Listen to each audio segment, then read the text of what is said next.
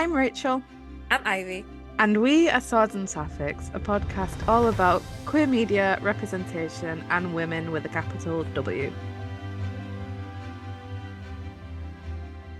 Hello. Hello. I'm tired of our intro because we do it every time, but I don't I know if you want us know. to do So this. let's just say hello. We have a guest on today. Yes, let's do that. Yes, we do. And who the guest is? Can you tell A us? guest? No, I don't. I have no idea. No inkling of who it might be. Yeah, no, because you never not once talked about them at all or their book. Oh no, never. Never. No, not once. No. We are talking to Juniper today. Yes. They are the author of How We End, which is a zombie apocalypse novel with found family, a trans main character, um, a girlie who we love. We support women's wrongs. She has addictions and grief, and she's healing. Girlie's healing. And there are lots of queer and wonderful side characters too. But before we get into it, what have you been doing recently? I've been knitting a lot and No. I've been watching a new show. Oh no. I started watching Bluey. And it's the greatest thing in the world. I get it. I so get it. I watched the third season first, which felt weird because I don't like doing things out of chronological order. But then I was like, it's a teeny tiny show for teeny tiny people. I don't think there's gonna be a lot of like chronological need, sort of. Yes, I Um, agree. yeah, so it felt very unnatural, and now I'm caught up to season. I'm in the middle of season two. Mhm. I love it. I love it. I love it. And there was my favorite scene that was Oh trending on no. TikTok where Blue is like, "Oh, can we get the bill?" And his dad and her dad is like, "Billy, it's that voice. Oh, can we get the bill?" And Rachel hates it, and I love it. It's the best thing in the world. Yes, I've heard it enough times now. Yes, she did. That's true. Yeah, it's a great show. It's so gentle and loving and adorable. And I love it. I love it. It makes me Yeah, cry a lot. yeah. I mean, it does look cute. It's so cute. I love Bingo so much. She's just so teeny. When she's sad, I'm sad. When she's happy, I'm happy. And it's so nice. And it is a gentle parenting. There was Yeah. an episode about when you're like sad or just not feeling great. So you have like a checklist. You do a little cry, then you get up, you dust yourself off, and you try again. Oh, I know. yeah. I mean, you don't have much choice but to do that as an adult, but Yeah, exactly. But it's just very nice, adorable thing. Yeah. yeah, Yeah. wonderful. Happy for you. Thank you. So that's me. That's all I'm watching. I started watching Apple Cider Vinegar on Netflix, Hmm. which is about Belle Gibson who scammed a lot of people by lying about her having a brain tumor. Yeah, it looks good. Oh, but why aren't you watching it still? Just because you love Bluey too much? Yeah, I went back to Bluey. Okay. But are you I gonna carry on with it? I'm gonna carry on with it. Yes. Okay. I watched an episode and a half, I think. It's an hour long episode. It has the actress that played Lexa in The 100. Oh yeah. Oh Yeah. yeah. And Yeah, she was in Walking Dead, I think. she was. I think she's in the spin-off. I don't think she's in the main show. I think Yeah. she's in Fear the Walking Dead. And I don't know if I'm gonna be watching that because it's got fucking what's his face in it? The annoying one who I never like. There's a What's lot of he those. called? Morgan. I didn't even read that. It just came to me when I saw his face. He's called Morgan and he's in the main show. And he was fine at first, but he just kind of gets annoying. He gets on his high horse about not killing people a lot, and he just Oh. walks around carrying a stick. And yeah, I don't know. He knows martial arts or something. I don't know. I don't know. He just annoys me. So I don't know if I should watch it or not. But Oh yeah, I get it. But Mm. she's there. I So know. I haven't heard much about the spin-offs. I know that obviously the newer ones are big because they're the main characters, yeah, Carol and Daryl, that's and awful. Rick and Michonne. Oh, Rick and Michelle. Yeah. Um, but yeah, the other ones I'm not so sure about. You'll On see. this subject though, I have been thinking about going back to the 100 recently. I don't know why. I think it always gets to like when it's sunny, I go back to wanting to watch teen shows a lot, like the ones that give me nostalgia, even though I didn't really watch this when I was a teenager. No. But Yeah, I I mostly get just it. I loved Bellamy, but I know they're gonna fuck everything up. But at least he'll look pretty when it happens. Yeah. Anyway. Anyway. Yeah, and I've been listening to Ilona Andrews' books. I'm Mhm. reading Hidden Legacy series. I'm on book three, which is Wildfire, I think. Yeah. And that's really it. Yeah. It's just knitting and Bluey is taking over my life, and I'm okay with it. I'm Yeah, I did watch actually two shark movies last week or the week before that. you did. It was 48 feet down, I think, or some sort of number. It was great. It was great. It was two movies. There's gonna be a third one coming up at some point, and I'm just so excited. I love my stupid shark movies. Got it. I And the do. annoying girl died in the second one. I was so glad because she was such a bitch. But there was one death that really like was I don't know. That one was very hard for me to get through because they were like very deep and they had like a diving things on them, right? Mhm. And one of the sharks caught the gear, and she like shrugged it off, but because she was so deep, she drowned. But to me, that was even worse than if the shark ate her. Like the drowning was just it was just, I don't know. If yeah, I didn't like it. Like that one really. Yeah, that didn't make me feel great. I don't know what that was about, but yeah. Yeah. I mean, drowning doesn't look pleasant, but I don't know No. what's worse. At I least you think kind of stay in one piece. yeah, but it's quicker. It's true. Well, it depends where the shark goes for. If he goes for your limbs first, then you're just floating around for a while. I don't think so because it depends how big the bite would be. Because if he like bit off the entire leg with the main vein, you bleed out in seconds. Like that's quick. Not to mention the pain and the panic. Mm, who knows? Guess that's just one of life's mysteries, and I'd like to keep it that way. The annoying girl got ripped in half because two sharks went into her, and it was great. No, I'm gonna rephrase that. The two sharks just like shit. Okay, let me think. One of them caught her, and the other one caught the rest of her, and they like tore her apart, and that was great for me because she really went on my nerves. Yeah, they had a nice little feast. Yeah, and basically the rest of them died because of her because they were in sort of lake Hmm. that there was this rope that they had to climb up. And one of the girls were climbing up, and and this annoying bitch started panicking, and she just went over her, and she started climbing up like over her and kicking her down. And then the rope Um, fell, so no one else could get out that way. And that's when she got ripped up, bless. mm. But the rest who died was because of her. Oh dear. Yeah, Yeah. telling you I she's always get really upset when I see that happen on TV where like somebody puts themselves first and then like just lets other people die. It happened in Yellow Jackets with the ginger girlie. They left her on the plane when it was on fire. They all just ran right. off. Yeah.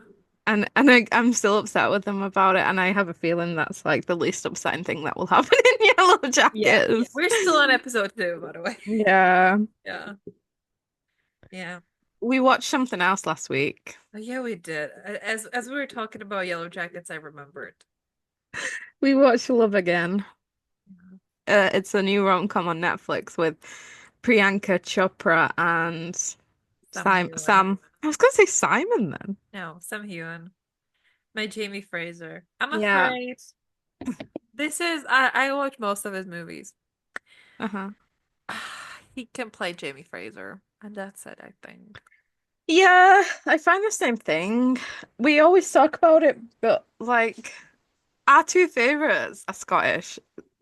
Ivy's is Sam and mine is Richard Madden. And they only seem to be good at the Scottish accent and in certain roles where they get to play Scottish people. Yeah, yeah. And I don't know. Well, oh no, I was gonna say that's like because Icarus was a great role, but he was Scottish in it, so Yeah, it's yeah. it was. Yeah. I mean, I didn't get any feels from it, and that's unusual for me. Even with bad rom-coms, I get something. I feel something. The best part of it was that Celine Dion was there giving them both relationship therapy. Honestly. Um, it was about a woman whose hot black boyfriend, fiance, Almost died. fiance. Oh yeah, she didn't know he was going to propose, and he was charismatic and wonderful and beautiful. And Yeah. then then she starts texting him his old number, but it goes to Sam Hewen's phone, and He kind of instead of being stalks her. like, huh? He kind of stalks her. Kind of stalks her, kind of catfishes her. Instead of being like, "Hey, I'm not your dead boyfriend," he lets her keep texting him. Goes to where tells her dead boyfriend she'll be going to meet her. Doesn't tell her, and then that's the third act conflicts. And it's kind of like probably the most personal thing you could ever lie to someone about. Yeah. And he's shown it to Celine Dion as well.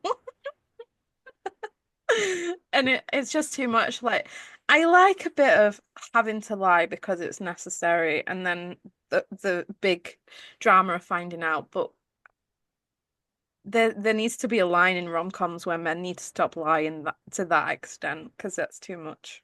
Yeah. Yeah. It's not attractive to me. No.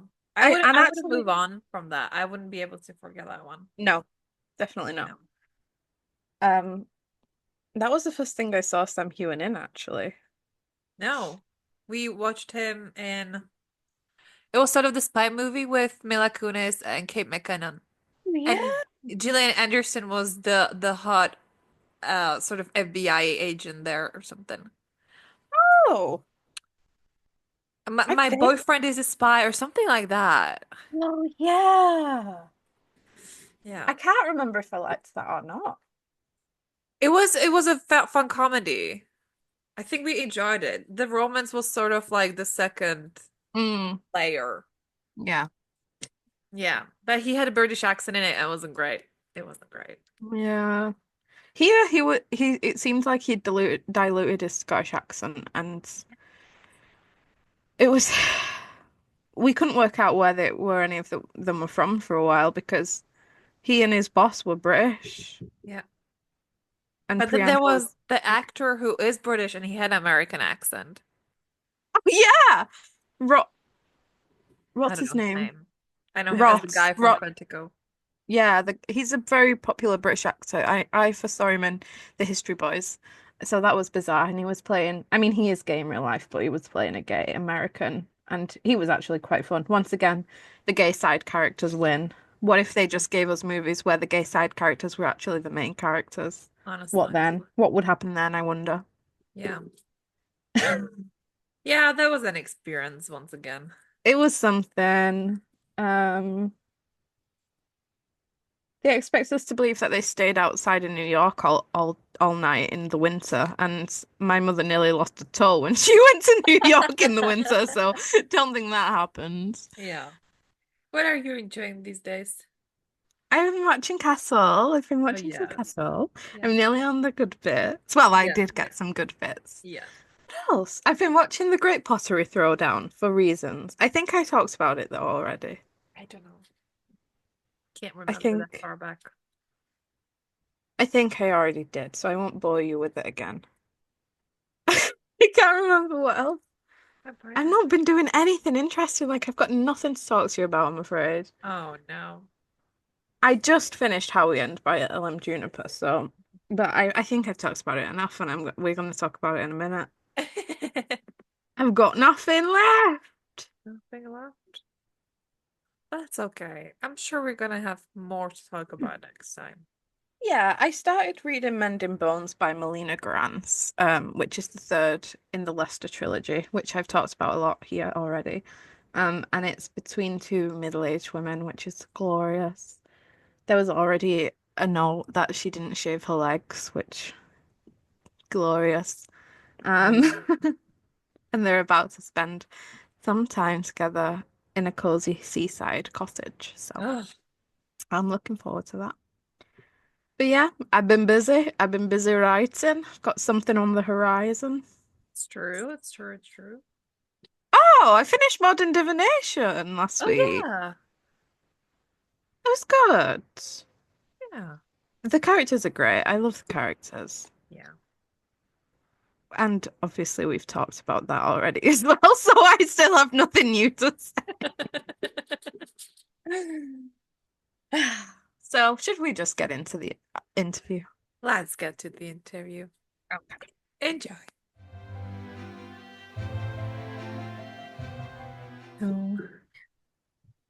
Oh, okay. That's very ominous.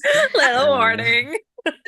I used to do like ASMR because that's it helps me to sleep. So I'm very used to the whole camera situation. Oh, Great. good. Well, thank you so much for joining us. Would you like to start by telling us a little bit about you? Okay, I'm LM Juniper, and I'm, I guess author. That's a weird thing to say, but yeah, I just write stuff, and I hope people like them. That's what I do. Well, I do. I loved Uh, it. Thank you. I'm so glad to hear that. Tell us a bit about how we end and what inspired you to write it. Oh God, you're supposed to be like really good at these questions, but then I'm always like when people ask me, I'm like, okay. So how we end is basically like a zombie post, or I guess it's more like a zombie apocalypse because it's not really post when it happens, because it kind of starts off when it happens. Um, and the reason I wrote it is basically I love everything zombie. I have since I was a kid, but I didn't start reading like zombie sort of books until I was like, I think it was right before I met my wife. I was like 30. I didn't realize it like that. It sounds stupid, but I didn't realize books like zombie books were a thing. Mm, And then I found this one author and I really loved her books, but then I tried to find more books, and it's kind of difficult finding books that are not focused on the typical sort of white dude mhm, who knows everything about prepping, or even like if it's not the white dude, it's like the female character who knows like her dad or she is like such a good prepper. And I kind of wanted like to spin that and kind of make a person who doesn't fit into that. And I think I also never really like saw myself when I grew up like in stories like these, and so that was really important. And I just like because I live in Sweden, and Sweden is, although it's kind of multicultural, it's not. I don't really see myself anywhere in Sweden on, mm. commercials, TV, anywhere. And so that's been really the driving force for me to be able to see myself in stories. So yeah, that's the main reason. Beautiful. As a little side question, have you always lived in Sweden? Because you sound British. Yes, well, no, yes, mostly. And then I lived in London for like 2 years. Okay. And I pick up accents real quick. Mm. So when I first moved, I had a really thick American accent, but I can't do it now.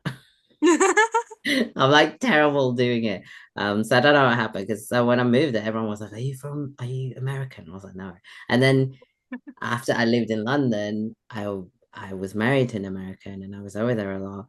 I didn't pick up that accent. I don't know why, but anyway, they were like, "Are you from New Zealand?" And I was like, "No, I'm not." And they were always like, "Yes, yes, you are." And I was like, "No, I think I know where I'm from. Definitely not New Zealand." And the thing is, I love the accent that Kiwis have. So I was like, Yeah, "Oh, the I wish." compliment. Yeah. But I was also like, I sound nothing like them, so but thank you. So you mentioned it a little bit, but where did your love of apocalyptic fiction begin? I think it was Dawn of the Dead. I think that's what it's called. Mm. Like not the really old one, the one that came out like in I was a teenager. With was it Kevin Ziegler or something like that? He's in it. Um, and what's his face? It's Micah Pfeiffer who's in it as well.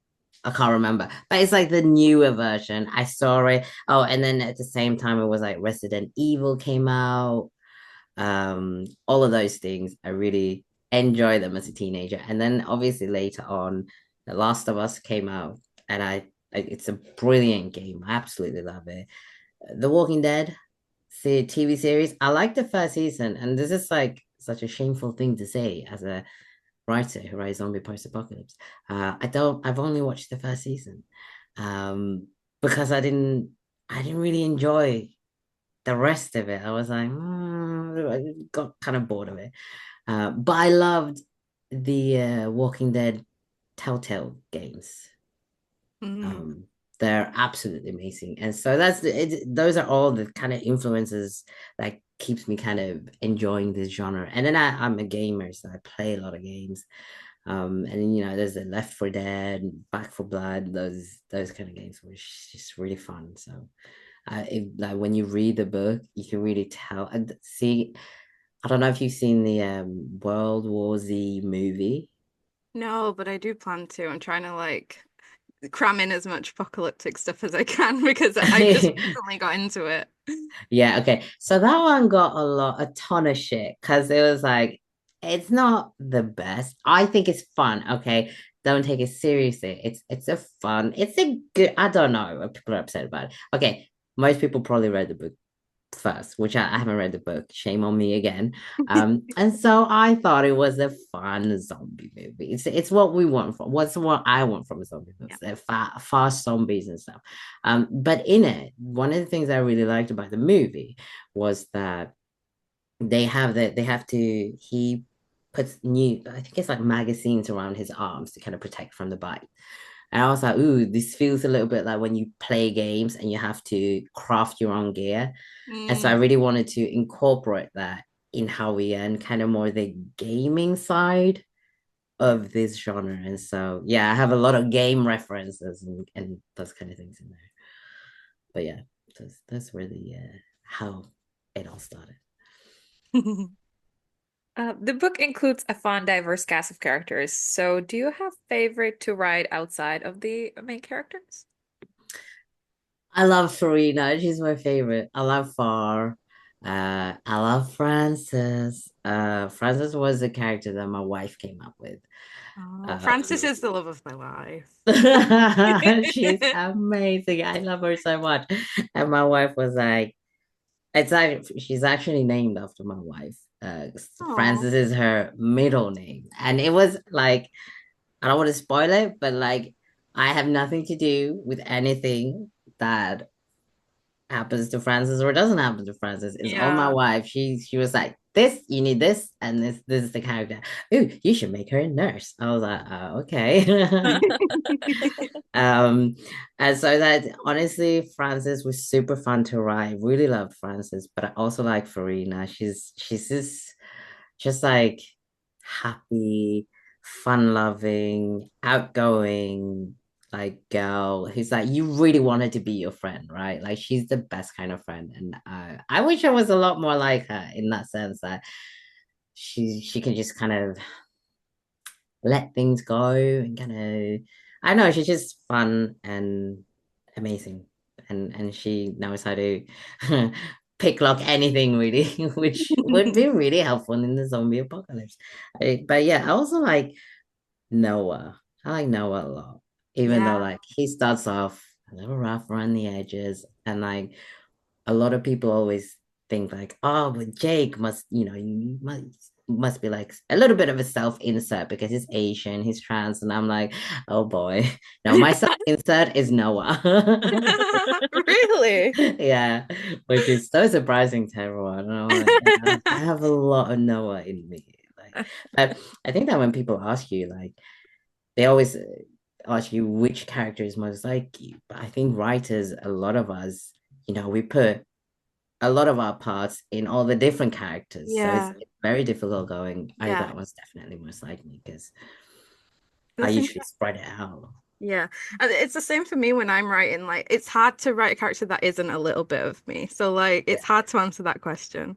Yeah, and I think, obviously some obviously like the bad guys or whatever, um, probably don't have that much of me. I get maybe like that I can like sulk sometimes, but like that's as far as it go. But like when Yeah. I think about the sequel that I'm currently editing, and if I think about like the big bad in it, I'm like, yeah, okay, that one doesn't really have that much from me Mm. in it. But when we talk like the general characters that we tend to like, Yeah. yeah. In regards to the characters, was there some fan um res or like reader response that surprised you the most? Like, for example, the one that they connect with that you didn't expect people to connect with. No, I think I had kind of an idea of how people would uh okay, let's be honest. I did not expect a lot of people to read it. I mainly wrote this like I'm gonna write a book for myself and my wife, and if nobody likes it, I don't care. And then a lot of people ended up liking it, so that was really nice.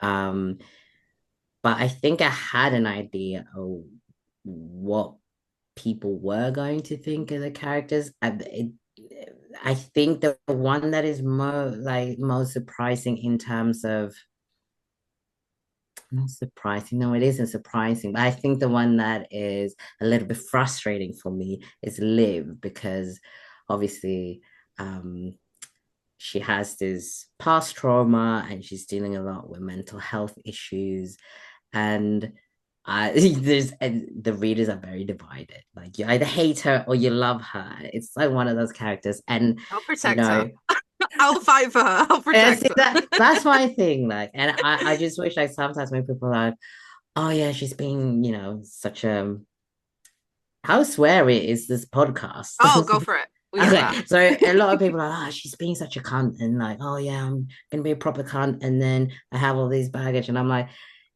yes, okay, but like I wish sometimes I do wish people were a little bit more empathetic. Is that the Hmm. word? Yeah. Yeah, towards a character that is kind of struggling, and you see it through the story character arc. Yeah. And so that one, I think that one frustrates me, and everyone's entitled to their opinion, but sometimes I'm like, I do feel like if Liv was more quote unquote like within what traditional Yeah. female main characters were, it wouldn't receive such a divided sort of Hmm. opinion.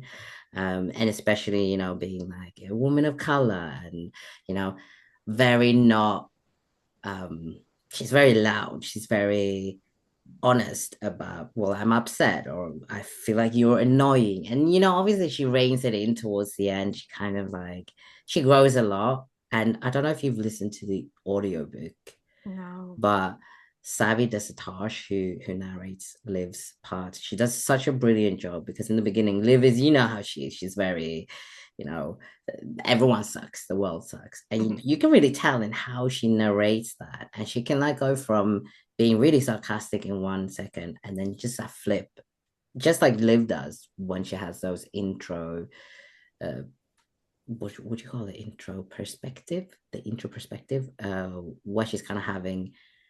She says one thing, but in her mind, she's feeling another. And it's just so brilliant to hear. I feel like she really does her justice in that sense. But yeah, that was a very long answer. No, Oh, it's great. perfect. But I was just thinking with women like these who, have like trauma and problems and like aren't made palatable for the sake of femininity, it's Mm. usually things that readers desire in like male characters, especially in like dark romance and stuff, which is crazy. Yes. Yeah, yeah, 100%. Now that you say it, yeah, I definitely agree. I think some readers do give male characters a much bigger leeway. I Yeah. saw that when I was playing a game recently, Dragon Age. Veil Guard. So you have like two different choices, and depending on like if you choose what you choose, the two different characters will react to your choice. And while the male character essentially said like everybody blames you for this, but I'll get over it. But the female character says, I'm really disappointed in you. Like, just go. I need time. Mm. And the amount of people who were so upset with the female character because she's such a bitch, and oh, she's so mean, because literally they say the same thing, but because like she's a woman of color, she's a woman, and she should just be like, oh no, poor you. And I understand. That's my dog in the background, by the way.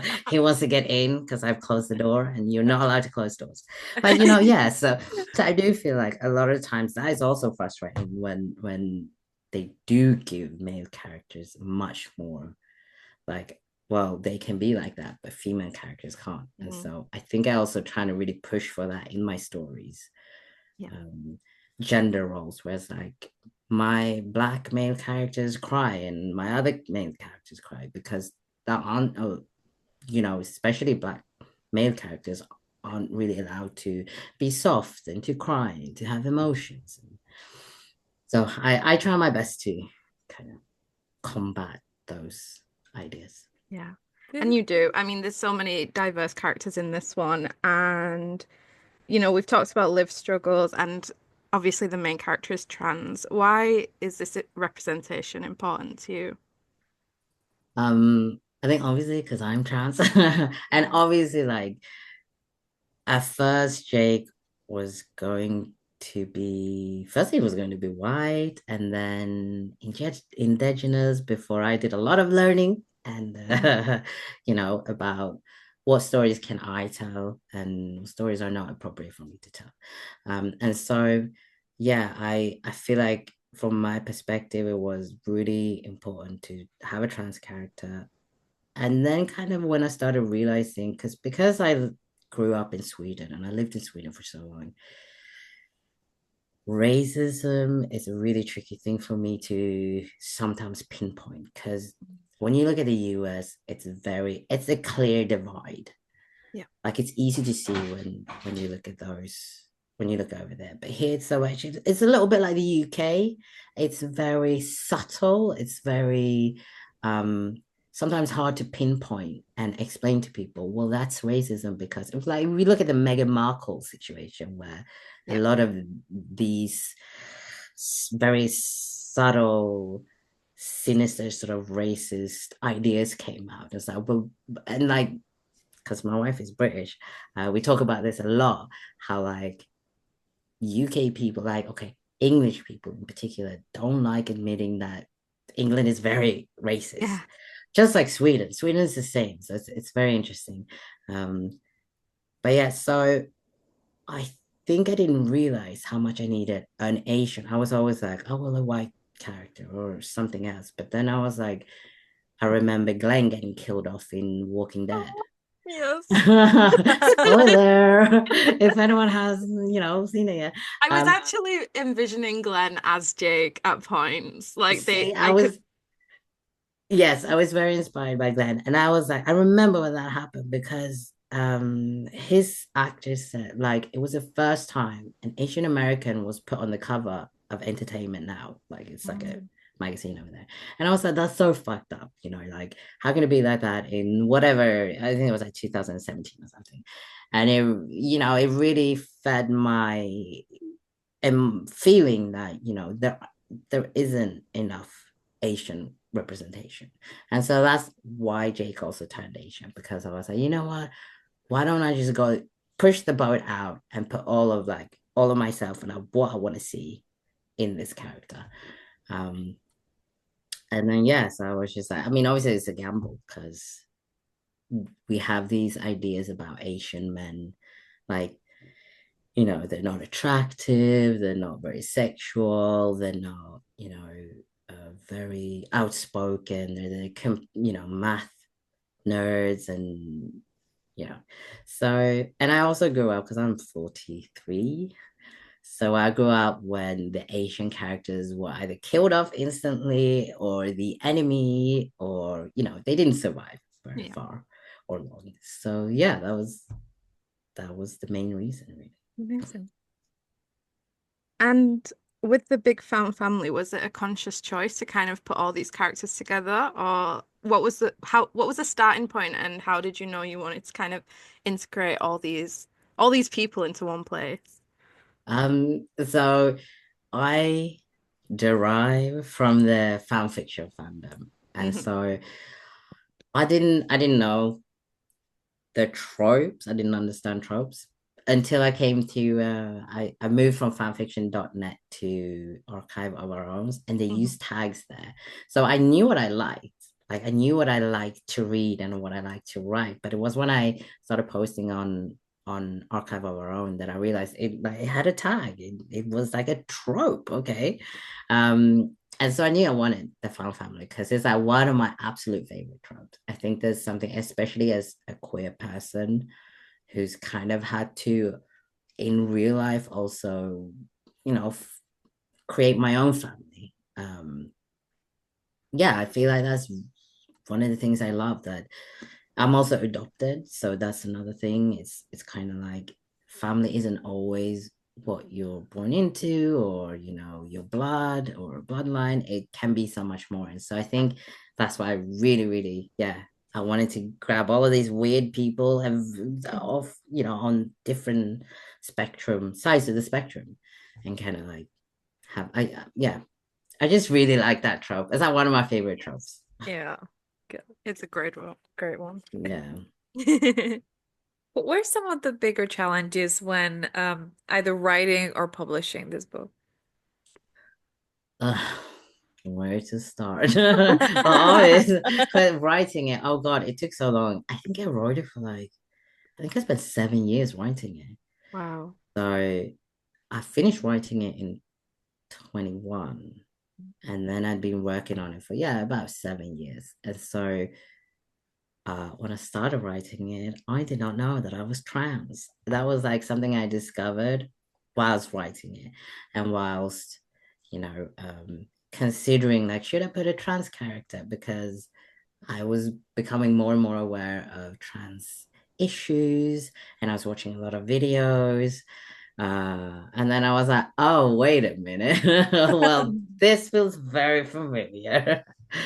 um, but yeah, I think the difficult part for me is actually writing it, because I get distracted very easily. Like Mm. the other day, I was working on the sequel, and I was gonna add one word, and then I completely went into a rabbit hole about like, well, how do you really unlock locked locks? Like in Yeah. the apocalypse when there's like no electricity, how does that actually work? And then I spent like 2 hours just Googling what will happen to all automatic locks. And then I also watching YouTube videos, and then that's leads to something else that I'm very easily distracted. Yeah. I found that the best way for me to do it is put my phone away and kind of lock all the interesting programs on my computer, because otherwise Hmm. I'd be like, well, if I play a little bit of Baldur's Gate, I might feel inspired. But it's And true. yeah, right. I mean, and I think to some parts it's actually true. When I write, I don't like listening to books within the same genre, because Mm. I'm like, I'm gonna get to in my head like, oh well, they wrote it, now I can't write it, but it doesn't really work like that. Yeah. But what I do find is like listening to books or consuming that play, especially playing games from other genres, really helps, because I don't know why, but it like gives me ideas that I'm like, ooh, I could definitely do that in a zombie apocalypse. What if I did like something along those lines, but in a zombie apocalypse? Or yeah. So yeah, the most problematic thing for me is actually write the damn Yeah. thing. I know the feeling. And then you We also have to market it at the same Oh, I time. know. And It's so it's never over. You've done the hard part, which is writing, and then you have to do the hard part, which is right. writing. And then you're like sitting there and you're like, oh God, I need to do marketing and I need to yeah. Yeah. So that takes away from the writing as well. So I think that's the most difficult parts of publishing and writing, to be honest. All of it then. Yeah. Sorry, I interrupted you. Yeah, yeah, pretty much. We have to talk about your sapphic romantasy, which you just recently announced. Please Yes. tell us about it. Okay, so it's so like I said, I started in fan fiction, Mhm. and it's basically it started off as like, oh, I'm gonna turn that fan fiction into an original fic because it's so popular. It's like one of the most popular within that pairing. And so I thought, oh well, I'll do that. But then it's gone into something completely else. It's nothing even vaguely like it. And then but I have this world that I've been working on since I don't know, like 2018. And I always wanted to see a fantasy world that isn't mainly like medieval Europe. I'm adopted from Indonesia, and so I have Balinese heritage. And so I really wanted to do something with that. And so I've incorporated a lot of Balinese and Swedish sort of culture and myths, mythology, not myths, mythology into this world. And then I don't know how I came into the whole cozy. I haven't really read a lot of cozy, but I was reading one cozy thing and I was like, this is really nice. And like in times like these, really need it.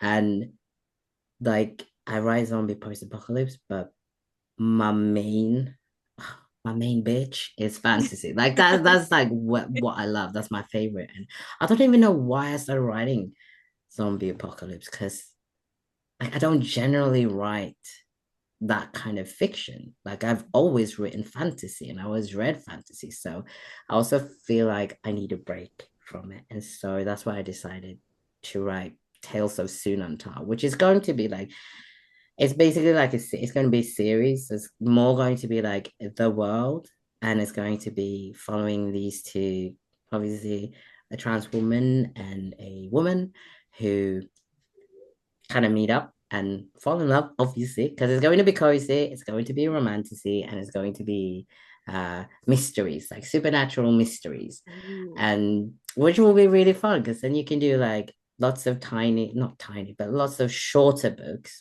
Mm. and have it be like a chronicle. So the first one is going to be when they first meet in the city, Crystalwick. It's called Crystalwick. It's just gonna follow how they so Revan, who is like I guess the main character, um, is moving to Crystalwick because she has taken a leave from the home guard to kind of she was in this thing where she ended the war and she accidentally, while she did that, sucked up some necromantic powers, magical powers that she has no idea how to control. And so they basically told her to like go there, figure out with this mentor, and then we'll see what happens. And she gets this mansion and she thinks, well, we're just going to need to put some paint on it. It turns out this mansion is pretty more rubble than mansion. And Mm. so she's going to have to build it up. And then obviously she's going to have to go to the archives to find the blueprints. And at the archives, there's this pretty lady who then gets really interested in this old mansion that she's never heard of, which is in a part of the city that people don't usually go to. And so, yeah. Amazing. I'm I can't very wait. excited. Yes. I mean, it's difficult to kind of explain it in a good way because I'm still working on it. So, Yeah. like, things are still getting worked out. But yeah, I'm And really do you have excited. a release date yet? No, end of 2025 is the goal, but I want to just crack on with it. But then I just got back How We Survive, and so now I have to kind of put it on the side and finish editing that one because parts of me is like, no, I just want to get on with this, but then other parts is like, if I finish How We Survive, people can get it, and I can just leave it behind for a minute and Yeah. continue with that one. Well, either whichever comes out first, I'm there. Thank you. Oh, that makes sense. I have one reader. It's quite a jump from from the zombies to cozy fantasy. Was there something you discovered while writing something new about yourself, or perhaps which one do you prefer? Oh, wow. Okay, so no, I honestly, I think I prefer the cozy fantasy. Fantasy in general, I prefer. I think there are some cozy slice of life moments in How We End that I managed to kind of get in there when they have like dinners and when they joke around a little bit. But I think I wish I could put in more of it and still keep the same pace. But obviously, it's a zombie apocalypse, so you can't really do that. But yeah, I do like the cozy genre in general. I found like recently a cozy witch series, and I'm like, oh, hmm. It's because that series is very heteronormative, it's very white. It's like I don't think there's a single person who's got any eye color but hovering between blue and green. I'm like, if I hear this sentence one more time, where to go? So now I'm like, oh, maybe that's something I should do, like trying to get in there and diversify that genre as well. I know there's lots of diverse fiction within that genre as well. But yeah, I think I found my new sort of where I want to hang out and what I really want to read, especially in times like these. Yeah. You know, Yeah. you really need something cozy and just like, oh God, I just need something nice that I can listen to and Yeah. forget everything. Yeah. And And if it's it's weird. not, sorry, go on. I was just about to say that it's really weird now that the zombie apocalypse is becoming more of a reality. So you want that Yeah. fantasy warm hug. Yeah. Yeah, so I'm like, oh God, how's this sequel gonna do? And the thing is, I think I released my thingy during like in 2022. So it was very shortly after COVID. And I was like, oh God.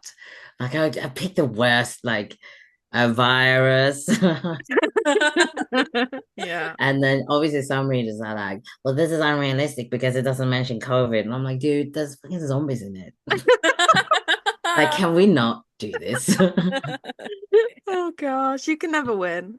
No. And I think that's such an important lesson. Like, you can never win. Literally, like, just write the story you want to write Yeah. Yeah. for the people you imagine reading it. And then everyone else is a bonus. If they hate it, they hate it. If they love it, great.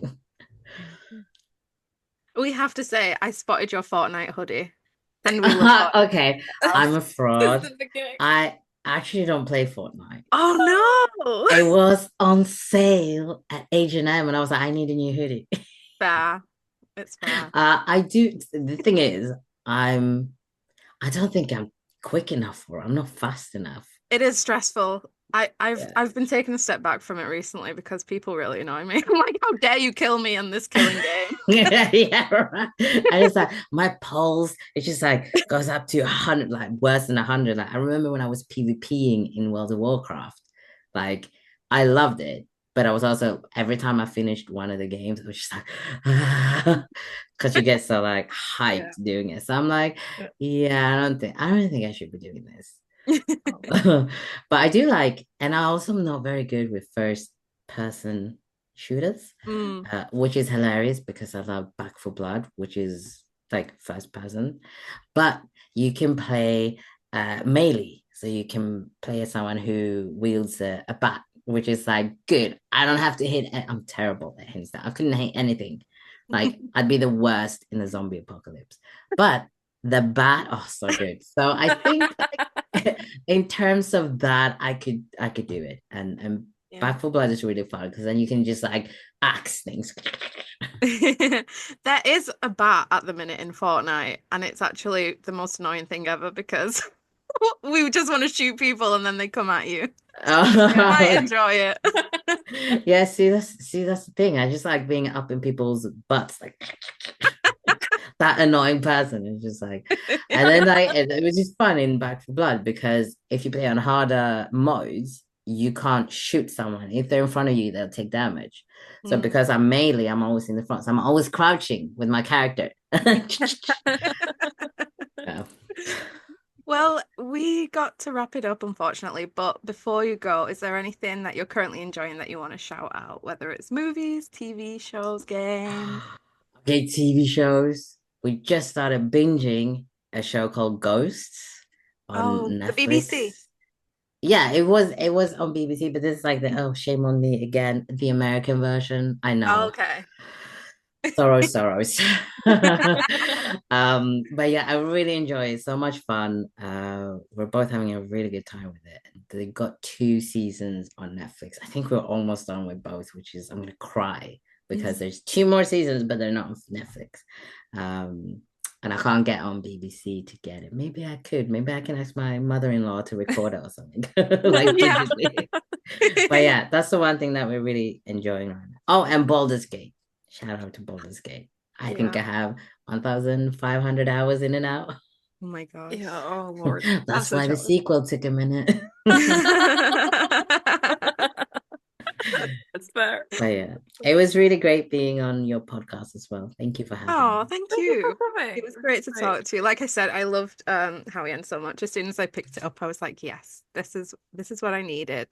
Nice. I'm so glad to hear that because it's kind of it is special because it's got the 2 different POVs and two Yeah. different tenses. So Yeah. it would definitely put some people off and some people get used to it sort of thing. Yeah. But I mean, yeah. I think what drew me to it was seeing the fan art as well. They're beautiful. Yeah. Full human beings. I know. I wish I still had my old artist, but they've stopped doing it. But I've actually got a new artist now who did the Tales of Sunantar. Yeah, that's Um also beautiful. Yeah. oh God, it's so good. I remember getting, I was like, I was just looking at it. Just the sketches. I was like, these are amazing. I love them. And they were like, yeah, it's not done yet. I was like, but they're so good. So they're actually going to start a new commission for me, of Liv and Jake, and I'm super excited to get it. Wonderful. Wonderful. I can't wait to see. Yeah.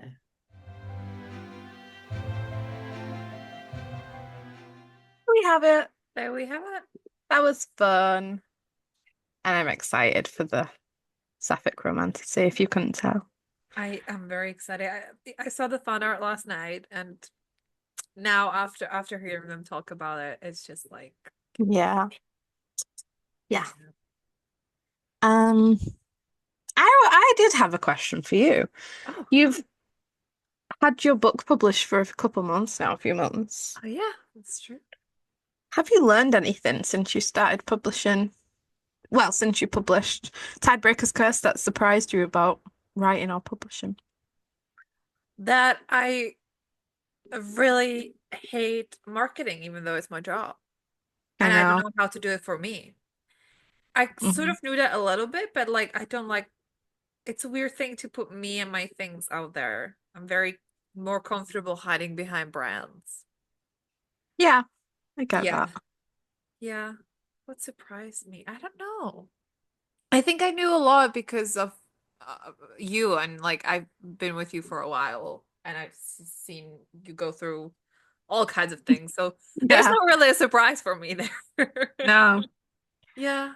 I have to say, like, the last year has been like the hardest for me in terms of publishing Mhm. because of the way that social media is changing so much. Yeah. The algorithms changing so much. It's so much, so many new things to adjust to. And especially at the moment, we have our books available in the Indie Spring Spectacular on the same weekend that an Amazon boycott has started.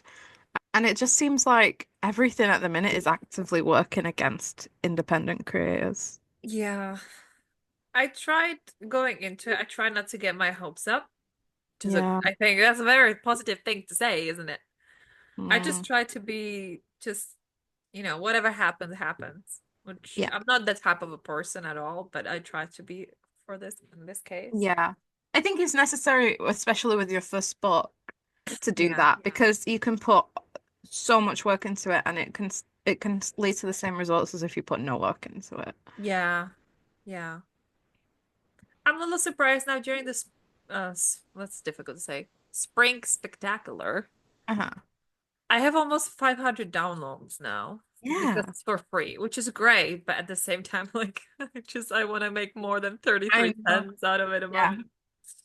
But yeah, Yeah. I I just feel I feel bad for advising you to do this because it was before the Amazon boycotts and I was like, "Hey Ivy, I've seen it pay off. What if I set my poetry for free? I get a lot of KDP reads afterwards. Like people are not just downloading it for free, they're also adding it to their KU library. yeah. So like I see the benefit after the sale itself. Yeah. I was like, you should try it. It was an Amazon boycott, and everyone's taking their books off Amazon, and I feel like the worst mentor in the world. No, I don't like look, it wasn't doing hot anyway, so there is literally zero change for me. Yeah. So now at least people get to read it, and I hope like it might Yeah. pay off in the long run.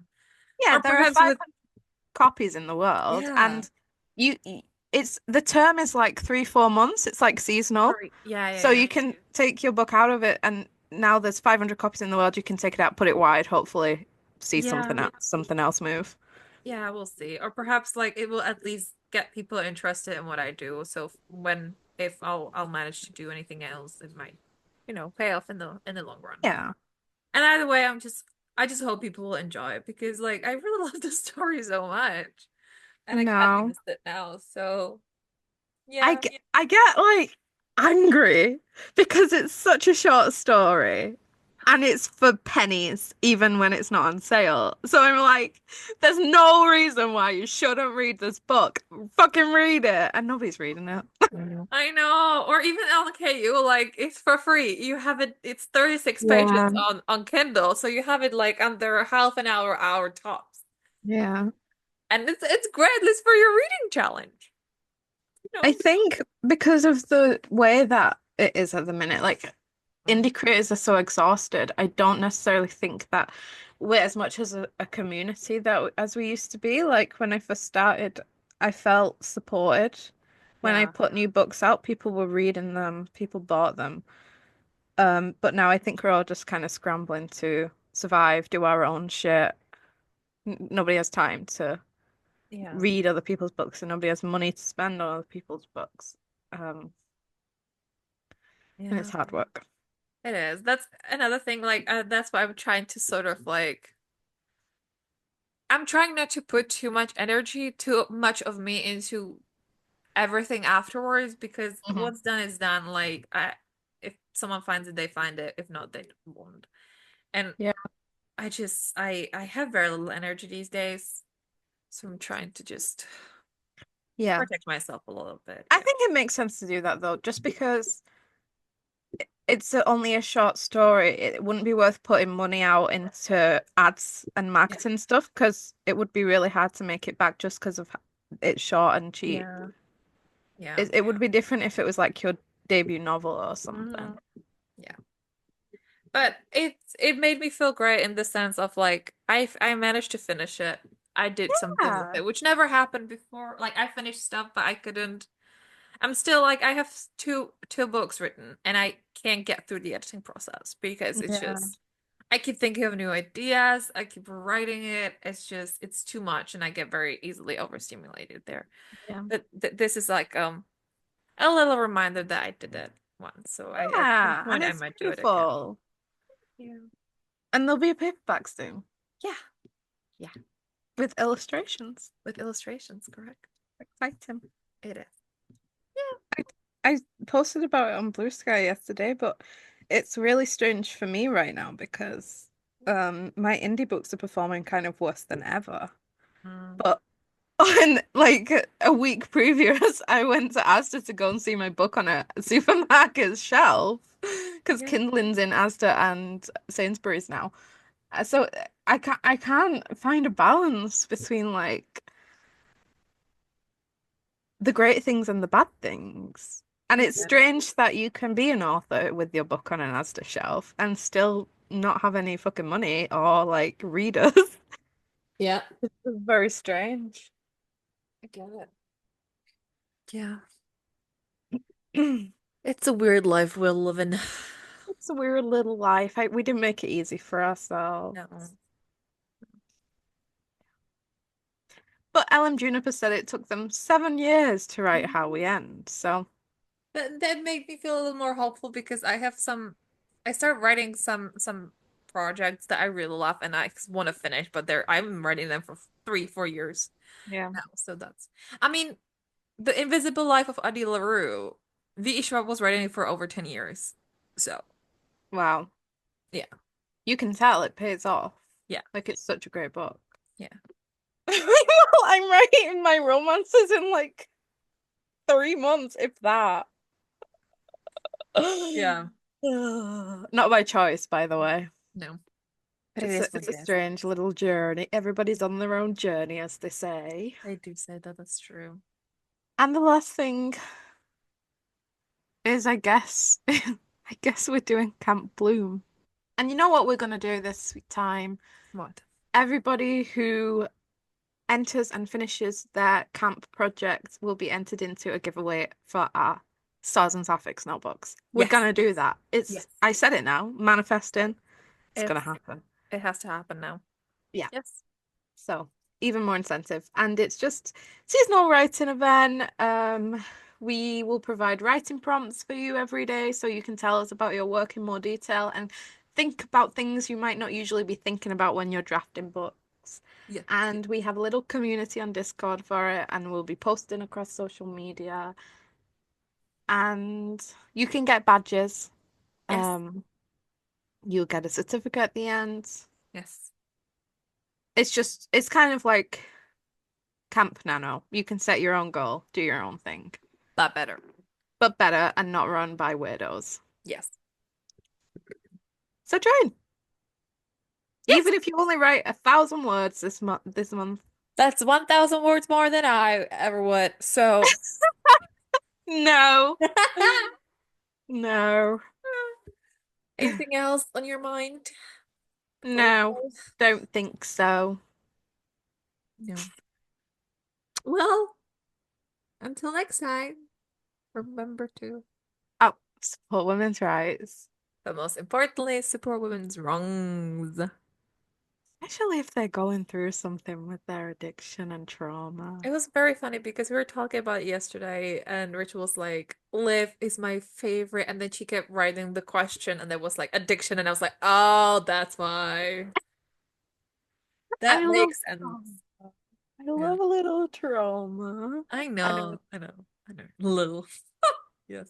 A little trauma. Trauma. There's actually one thing I really appreciated that I forgot completely to mention was that there's a scene where Liv kind of grows complacent in saving herself in a high stakes moment, and I think she goes back into the water, or when there's like zombies and something there. Like I think there's a moment where she wants to die. She like thinks it's easier to do that, and we don't see that enough in fiction.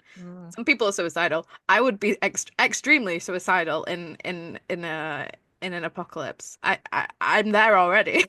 Like so, but I really appreciate that. The only other place I've seen a suicidal character in apocalyptic fiction, and it's not really apocalyptic.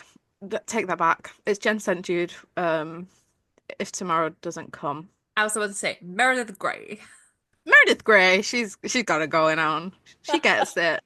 She's got a case of the dark and twisties. Yes. Beautiful. Yeah, that was random. Anyways. Right. And on that note, Suicidal women. Yay! And we shall see you later, alligator. crocodile. Thank you for listening. You can expect an episode every other Wednesday. And be sure to expect lots of guests, including authors and queer creators. While waiting for the episodes, feel free to check out our website, swordsandsuffix.com. Be sure to submit to our forms if you're a queer creator to be featured on our blog or our monthly release lists. You can also take part in Swords and Suffix and Scribbles, which is a monthly writing event to help you reach your goals. And if you're just looking for a community that will be supportive and joyful, you can join our Discord server where most of our writing events take place, but also we just have lots of conversations and lots of fun.